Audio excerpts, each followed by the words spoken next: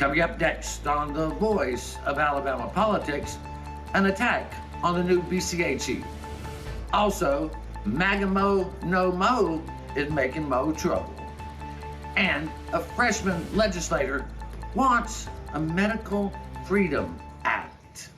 What is my reason for living? Are you going to pass that doobie or what?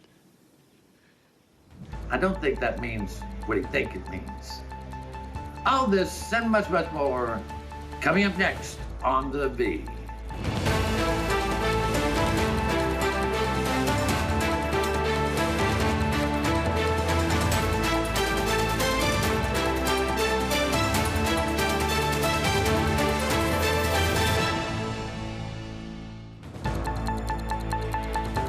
Welcome to The Voice of Alabama Politics, where we tackle the tough issues so you have the hard facts. I'm your host, Bill Britt, and today I'm joined by Susan Britt, research guru extraordinaire, Josh Moon, columnist and investigative reporter at APR, and Charlie Walker, assistant to the editors at APR, and all around Great Girl Friday. And Saturday and Sunday and everything else. Hey, Charlie, you have been through a family tragedy here lately. We now understand that your sister Sarah, after being shot multiple times at the Walmart in Chesapeake, is going into great recovery. And we're just happy to have you back and thankful for her miracle. Me too. I so am. She is home and healing. She is with her babies finally, which is where she wanted to be all along. So we are just grateful. And I wanted to say thank you to everyone who thought about her, prayed, donated. Thank you all so much. It means the world to me and my family. It truly does. True miracle. True miracle. If I've Absolutely. ever seen one. Craziest thing I've ever even heard of. I have a never Terminator heard of anything like it. Yeah. Yeah, shot 6 times, ran out of Walmart and fell into police arms and was now on her way home after all that. Was shot twice in her face. Yeah. I mean, and that's I mean, I just don't, from point blank range. I mean, it just is a miracle all the way around. It really is. It just is amazing. An amazing story. I got to say, those Walker women are pretty tough. They are pretty tough. Yeah. Yeah, Charlie, we are glad to have you back and so thankful. Hey, Thank you know you so somebody who's having just a fun time out there is Mo Brooks. You know, since he lost his Senate race, Donald Trump has become the worst human being on the face of the earth, according to Mo Brooks. Recently, over at the Alabama Political Reporter, we obtained a audio of Mo Brooks speaking at a college Republican event in Tuscaloosa, in which he said that basically that Trump was dishonest, despicable guy, and that Republican voters, Susan, are stupid, and that the Republicans that he knows are really not conservative because they're not Mo Brooks. I mean, Mo Brooks is the most self-aware person I've ever met, and the ego on the sides of this guy, it's just unbelievable. Hey, my favorite part is in calling Donald Trump dishonest when he admitted that he didn't like Donald Trump, and the only reason he jumped on the Trump wagon was to get votes. Now, also brings to mind that he went so far as January 6th insurrection in his yellow jacket and his bulletproof vest just to get votes. Wow, Mo! I mean, this is the height of hypocrisy, isn't it? Yeah. I mean, yeah. I mean, he was literally going to just basically tear up the Constitution to keep this dude in office. And, I mean, he was leading the charge for the fraudulent election. And he was MAGA Mo. He literally had MAGA Mo on his Twitter account, on his signs that he put in people's yards. It was MAGA Mo. What are you doing? What are you talking about? The tables have turned for Momo on social media. I've been having a lot of fun the last couple days reading those comments. People that I specifically remember supporting Mo are now completely tearing him apart. So that's been very fun to watch. It's been very fun to watch the entire downfall of the whole Trump facade. actually, and to learn, that realistically, Americans don't enjoy that awfulness as much as people would have you believe. They have resisted the outer fringes of crazy. Listen, I still have a problem with a lot of what we do, and that Herschel Walker was able to get 1.7 million votes or whatever it was that he got over in Georgia and make that race so close. But at the end of the day, more people than not are voting against that nonsense, and that's at least encouraging on some level. Well, you're right. And I was sorry. I was ahead. making light of it earlier when I said, "Oh, it's fun to watch." It's refreshing to watch. Is a better way to put that. It's something I didn't expect to see. I thought Mo would. Mo always has people supporting him. Not now, it seems, and it's once again refreshing. Yeah. Well, one of the things, Susan, he did was he pointed out that these dishonest Republicans, that he wouldn't vote for dishonest Republicans. And basically he pointed to Tommy Tuberville and Senator Tommy Tuberville and Senator-elect Katie Britt as examples of how stupid voters are to vote for dishonest Republicans. Once again, that word dishonest just keeps ringing in my ears, And it's like, it's a wonder they're going to let him stay in the party as much as he was throwing Republicans under the bus. yeah, it's almost like he's upset that people were saying one thing and believing another. It's crazy. It's nuts. I know, man. It just honestly though, this is where we are. This is the entirety now of the Republican Party under the Trump leadership. Clause. This has been a true emperor has no clothes situation. And I always knew that it was going to crumble, and that 10, 15 years from now, there would be no one you could find. Everybody that you would be able to find in 10, 15 years would be like the people that were all at a famous Iron Bowl. 8 million people saw the Kick 6 game in person. But now you can't find anybody in 10 years that's going to be a Trump supporter, or at this point was a Trump supporter. Well, I have to move on here. A man that came up to me and said once that he was a Trump American was indicted for allegedly groping a woman. They have now they're not going to prosecute him because the woman who he groped didn't want him prosecuted. Josh, can you wrap that up in about 30 seconds for us? Yeah, it's Perry Hooper, former state rep Perry Hooper, also led the Trump campaign in Alabama.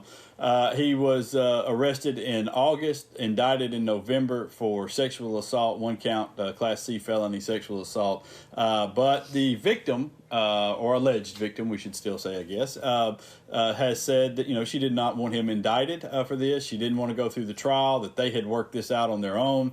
And so without her cooperation, the folks at the Montgomery County DA's office said, there's just really no way to move forward with this, despite the fact that they do have video. They can't get the video into court without any witnesses. And so, it's just a real problem for them. They were regretful, but, they didn't have much choice. Well, unfortunately, Perry O said that thank Jesus Christ. And I said, no, thank Joe Espy and old Republican money. Anyway, we're going to have to leave it right there. You're watching the voice of Alabama politics.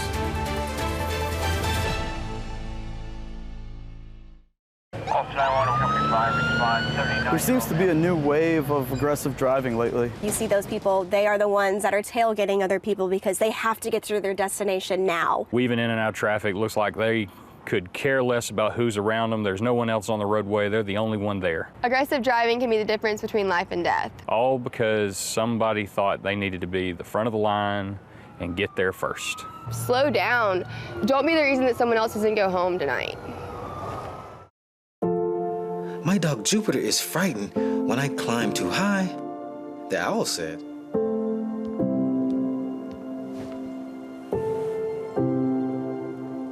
Check for monsters, Daddy. I did, honey. There are no monsters. You're perfectly safe.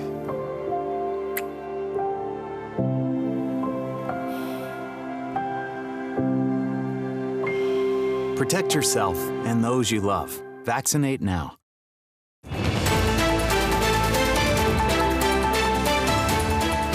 Welcome back to the voice of Alabama politics. Josh, I'm going to go to you on this one. Attorney General Steve Marshall came out and did a press conference last week when he contradicted Governor Kay Ivey to a degree.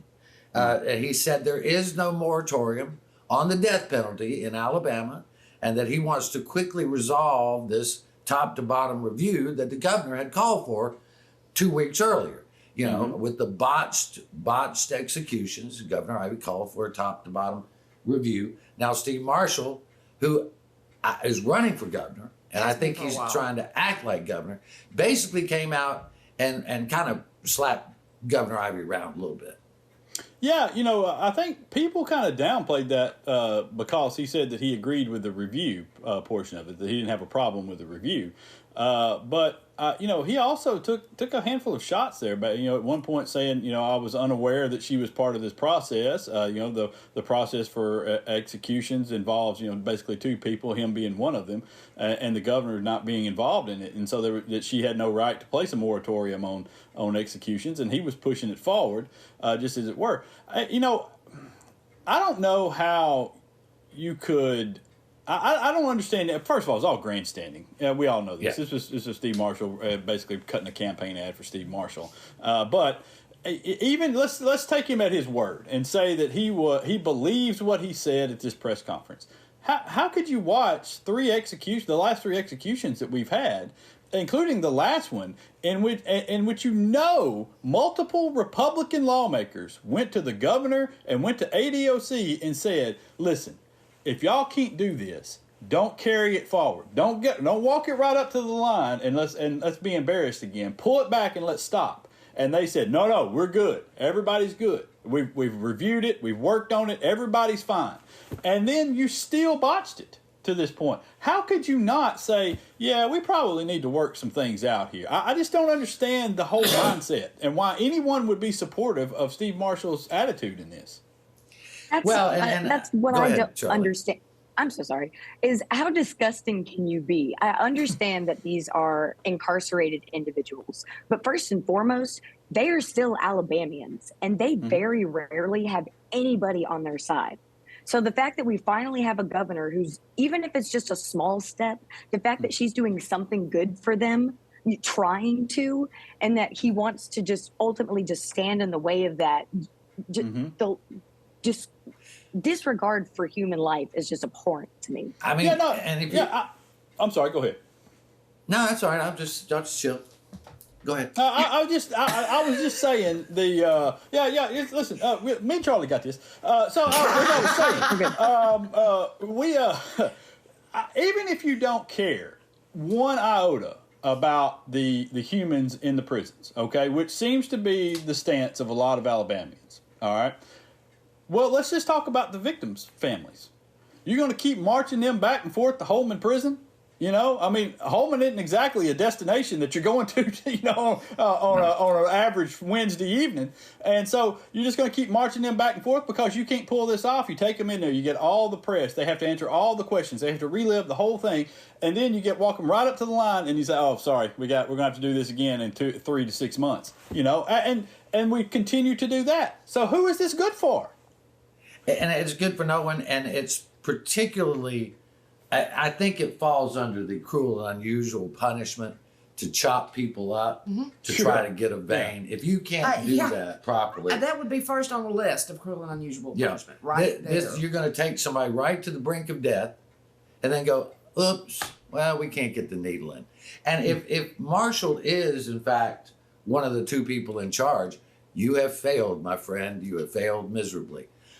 This is all grandstanding for Steve. This has nothing to do with the this is kicking dirt in Kay Ivey's face. That's all it is for his gubernatorial campaign, which we all know is headed toward. If it were me, I'd zero out his budget and send it over to the legislature and go, run on that, buddy. That's happened before. Bentley used to zero out strangers all the time. No, well, Bentley didn't do that. Mike Hubbard did that. Hey, I want to move on here. You know, just when you thought it couldn't get any worse, right? So the new president and CEO of the Business Council of Alabama is Helena Duncan, a very accomplished woman in business. She is leading that group now. A group that's operated by the Alabama Policy Institute decided to attack Mrs. Duncan because she, a black woman, is also voted in Democratic primaries, Josh. Imagine that, a black woman in Alabama voting in Democratic primaries. She also, some years ago, gave to a PAC, $250 to a PAC that gave money to Maxine Waters, that liberal woman from California. But I'm telling you, it's just outrageous that they attacked this woman for that. Yeah.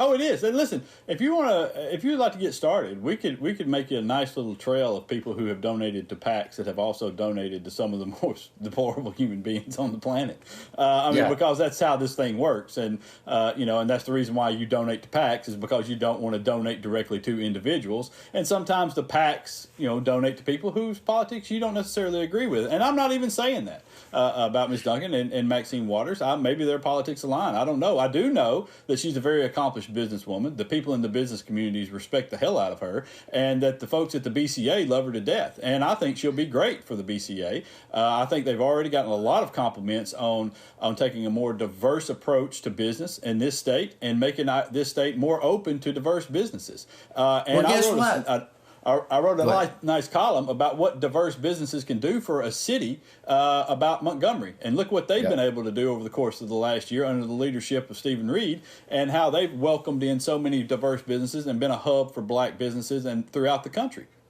This is the Business Council of Alabama. Business Council of Alabama. Not the Republican Council of Alabama, not the Democratic, not the Political Council of Alabama.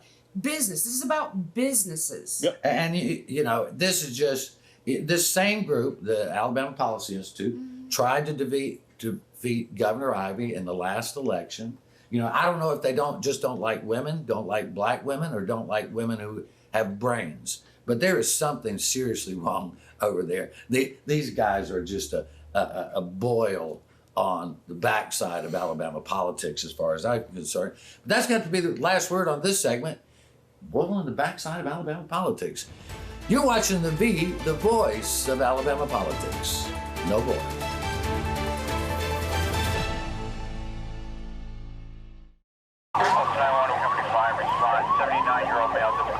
Throughout my career, I've seen many crashes, and a lot of the fatalities are from people who haven't worn their seatbelt. Cars have rolled over multiple times. I've had people end up in lakes, ravines.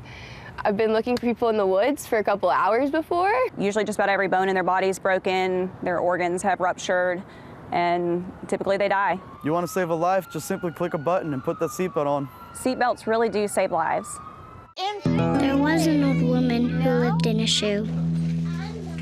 She had so many children, she didn't know what to do.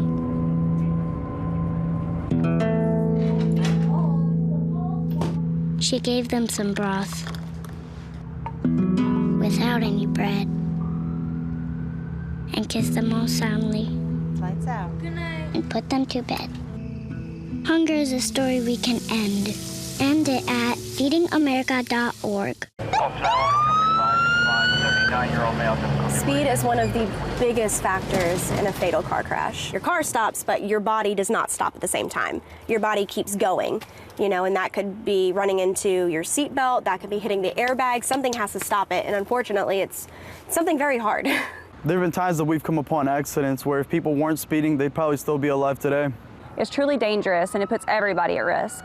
There's just no point to it. This kind of stuff has got to stop.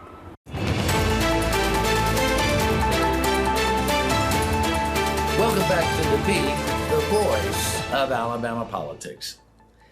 We talked a lot lately about how we just are so tired of the silliness that gets introduced in the legislature. And I know we've talked to people over the last year running into these elections and after the elections who just want to go to Montgomery and get business done. They want to do the business of government, not all this nonsense. Well, we have a freshman Republican senator, Representative Ernie Yarborough. He's up from Trinity up there. Young man who was homeschooled, seems very devout.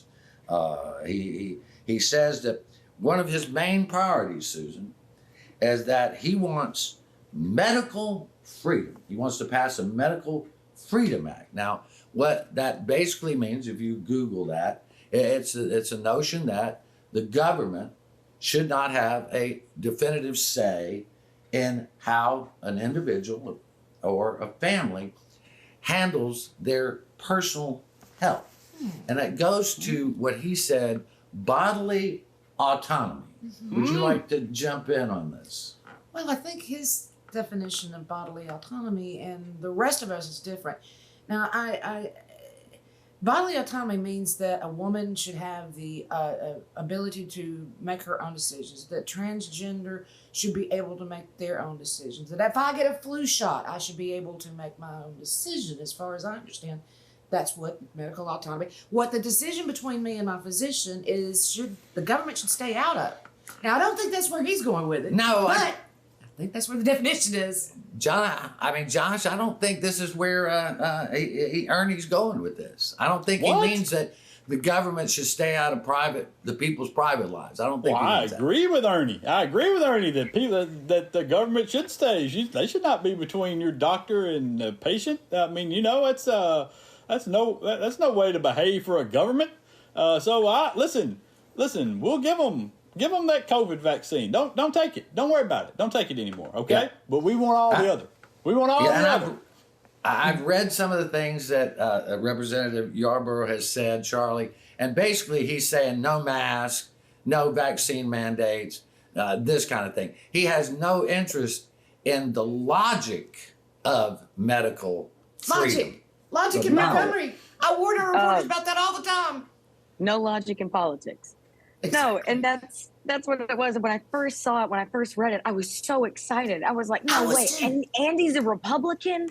Oh, and then I kept reading, and then my smile kept fading, and then I realized where it was going, and I was like, oh, okay, he's like all the rest, all right. So thanks, Ernie, for not much. I mean, I guess, if you want to go take this to the next level, the government can't tell you what you can ingest. If you say, hey, medical marijuana is good for me, marijuana is a calming agent, it makes me feel better, blah, blah, blah. Toke away, baby. Yeah. The last guy said drink bleach. Yeah. Yeah. Well, and bodily autonomy should give you the right to drink bleach. Yeah. Not Clorox, make your baby. own decisions. Yeah, listen, do the best you can with the information you have, okay? You get information from your sources, we'll get it from ours. What are we doing? What are we doing? Also, we are in no way telling anybody to drink bleach. No. But I'm just saying, if what Representative Yarborough is saying, then he has to be consistent. It can't be just bodily autonomy or medical freedom according to my rules. Alabama Republicans, Bill? I have a lot of Republican friends. And I do as well, but we've gone over the edge. We've gone over the edge with this. Nobody is consistent with any of these things anymore. I heard something the other day that just struck me as so real. You're supposed to put your hand on the Bible and swear to uphold the Constitution, and these guys put their hand on the Constitution and swear to uphold the Bible. I think is where we have the problem right here. Exactly. Yeah. But I want to move on to beyond Representative Yarborough's inconsistency. Let's move on to something where somebody is doing some good things. Oh my goodness.